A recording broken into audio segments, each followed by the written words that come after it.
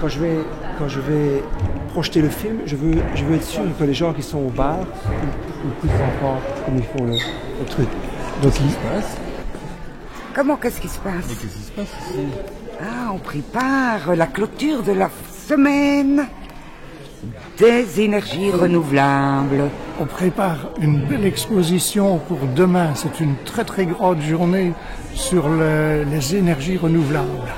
Le festival Courant d'Air. Courant d'Air, c'est une petite coopérative qui possède des éoliennes sur les hauteurs de Wem.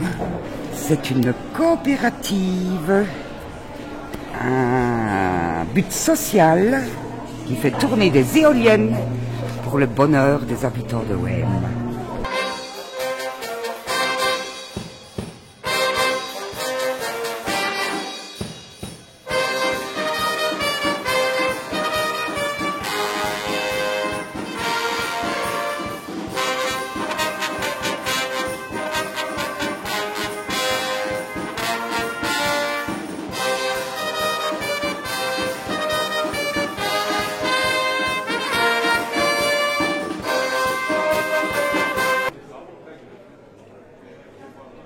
On a organisé ce festival pour informer les gens sur le thème des énergies renouvelables.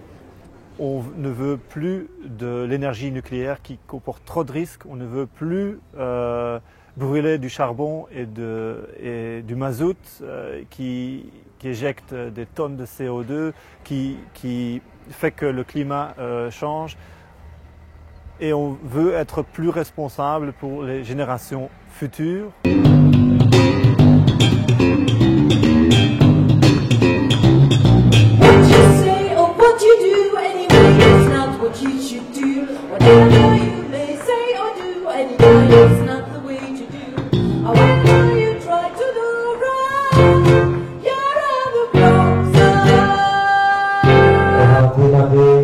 La conférence avec Christian Scheffels. On peut transformer le monde. Quand on parle économie d'énergie, les gens pensent défense de l'environnement, protection de l'environnement, etc. Bien sûr, c'est évident parce que toute l'énergie qu'on consomme, si elle est d'origine fossile ou nucléaire, elle va polluer d'une manière ou d'une autre l'environnement. On pense également aux aspects économie d'argent, bien sûr.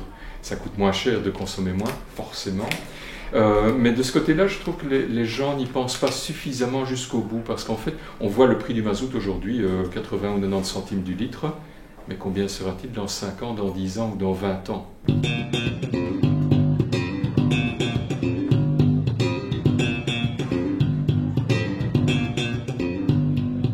J'ai une formation d'ingénieur industriel en électricité, production d'électricité et physique nucléaire.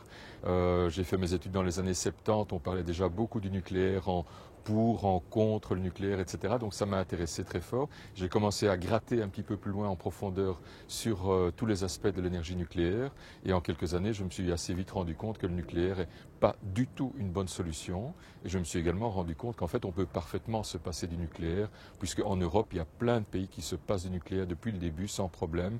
L'Autriche, le Danemark, la Norvège, entre autres, n'ont jamais eu recours au nucléaire et vivent très bien, tout aussi bien que nous, si pas même mieux. À l'heure actuelle, avec des technologies qui existent déjà. Donc il n'y a pas besoin d'attendre une révolution technologique ou quoi que ce soit. Des technologies qui existent, qui sont rentables, qui sont accessibles, qui sont disponibles. Et sans diminuer notre confort, sans diminuer notre niveau de vie, sans diminuer la production industrielle, sans diminuer le fameux PIB, le produit intérieur brut, etc., il y a moyen d'économiser en énergie, toute énergie confondue, il y a moyen de réduire nos consommations d'énergie d'environ moins 40 à moins 50% par rapport à ce que nous consommons actuellement. En énergie renouvelable, il y a moyen de produire, alors en plus, d'apporter environ 30 à 40% de notre consommation totale d'énergie actuelle. Encore une fois, avec des technologies qui existent, qui sont rentables, et qui ne changent pas notre niveau de vie, notre qualité de vie, etc., etc. Donc vous voyez que si on additionne tout ça, en restant même un petit peu pessimiste en prenant le chiffre minimum, il y a moyen de réduire notre consommation d'énergie totale d'environ 70%. Et à côté de ça, puisque je suis quand même spécialisé dans le nucléaire, je ne peux pas m'empêcher d'un petit peu déraper sur le nucléaire. Le nucléaire, dans un pays comme la Belgique, qui est extrêmement nucléarisé, nous sommes le deuxième pays le plus nucléarisé d'Europe, le nucléaire représente 52% de notre consommation d'électricité. Et 52%, en fait, c'était avant que Doel 3 et Tihange 2 soient mis à l'arrêt suite à la découverte de milliers de fissures dans les cuves de réacteurs.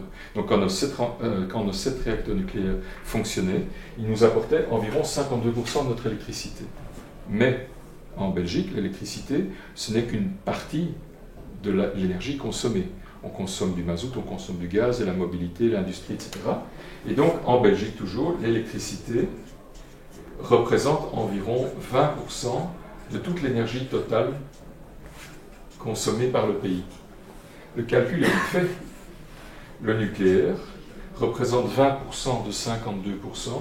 Le nucléaire représente 10,4% de toute l'énergie totale consommée en Belgique, quand toutes les centrales nucléaires fonctionnaient. Nucléaire, 10% de notre énergie. Or, il y a moyen de réduire notre consommation de 70%.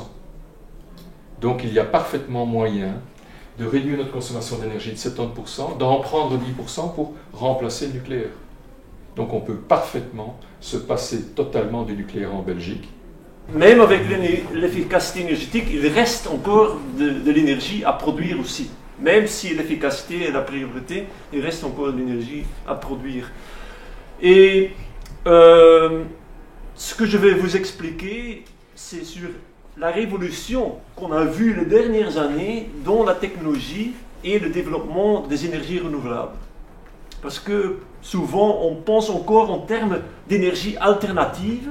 C'était le cas il y a 10 ans, c'était encore peut-être le cas il y a 5 ans, mais aujourd'hui, les énergies alternatives ne sont plus alternatives. C'est la majorité maintenant en termes d'installation annuelle. Les énergies renouvelables en Europe, en termes d'installation de l'année passée, c'était largement la majorité. 70% de tout ce qui a été installé en Europe, c'est renouvelable. De nouveau, le nucléaire est en recul, encore toujours en recul, il n'y a pas de renaissance nucléaire. Le charbon encore plus vite. Le gaz monte un peu moins, mais ce qui monte maintenant très très vite en Europe, un peu trop vite, je dirais presque, un peu trop vite, surtout en 2011, c'est le photovoltaïque. Pourquoi est-ce qu'on veut des énergies renouvelables? Pas parce qu'on aime tellement les éoliens ou les photovoltaïques, mais simplement parce qu'on veut arrêter quelque chose. Parce qu'on veut éviter des émissions de CO2 par les centrales à charbon ou éviter la production de déchets nucléaires dans les centrales nucléaires. Ça, c'est le but des énergies renouvelables. Maintenant qu'on a eu cette croissance très importante des énergies renouvelables, on n'a pas déjà commencé suffisamment à arrêter ces centrales polluantes. Et là, il se pose un problème très important. Les lignes avec les cercles verts, ce sont les pays qui vont vers un système plus flexible, renouvelable gaz. Il y a une sorte d'axe nord-sud qui est en train de se développer, qui est un axe qui va vraiment vers la flexibilité, combination entre renouvelable, gaz, sorte de marché électrique assez flexible. Ça inclut le Danemark, l'Allemagne, l'Autriche, la Suisse, qui est la batterie de l'Europe, avec toute l'hydraulique, mais aussi tout le développement en Italie, qui ont décidé l'année passée de plus jamais développer de l'énergie nucléaire. Alors il y a une sorte d'axe nord-sud qui est en train, étape par étape, de se développer. Puis il y a bien sûr la France, qui est l'obstacle majeur en Europe, mais qui est un peu tout isolé. Et on voit ici, dans ces pays de l'Europe de l'Est, que c'est vraiment, ils vont vraiment vers le passé. La France, Hollande a quand même encore annoncé une diminution de la dépendance de la France du nucléaire. Ben, on verra, avec Fessenheim. Mais dans les pays de l'Est, c'est le pire. Ils veulent manifestement encore plus de charbon, plus de lignite, plus de nucléaire. Et là, on voit un peu la situation. La Belgique, oui. Disons, on est encore fortement inflexible. Ça, c'est fort. Mais on a quand même, formellement, on est en voie de devenir plus flexible. Il faut que les gens regagnent le pouvoir sur leur propre énergie, que ce n'est pas le monopole des grandes entreprises multinationales, quelque part à Paris, Gaz de France, Suez, mais que les gens puissent regagner le contrôle sur leur propre production, de leur propre énergie. Ça, je trouve vraiment très, très, très fort. On sera obligé de réduire nos consommations d'énergie à moyen terme et à long terme.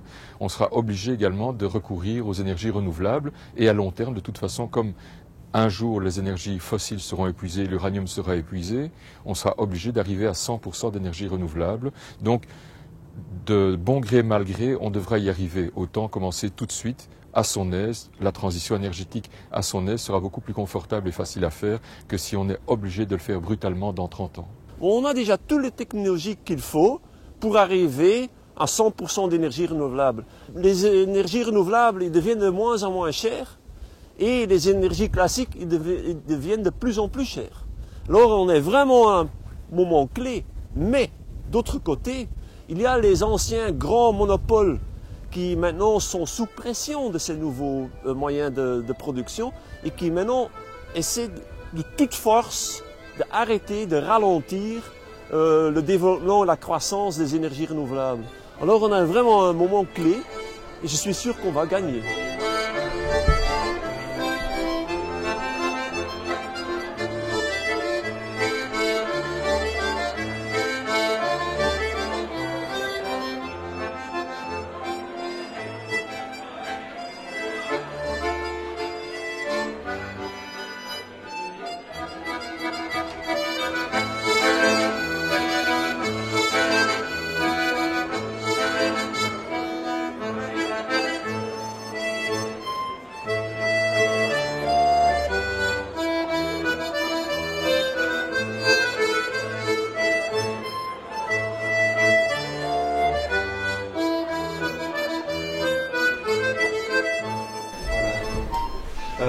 Et voilà, c'est avec ce film que s'achève la première édition du festival Courant d'air.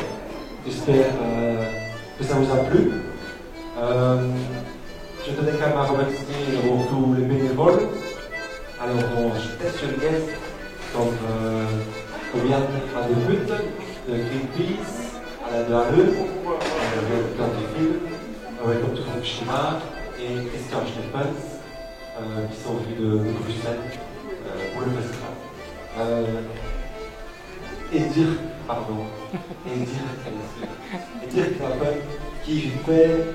qui a fait un périple incroyable cette semaine, qui est allé en Italie, en Croatie, et il est expressément revenu un jour plus tôt pour être ici avec nous ce soir.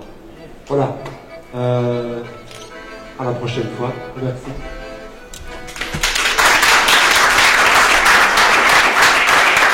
Thank you.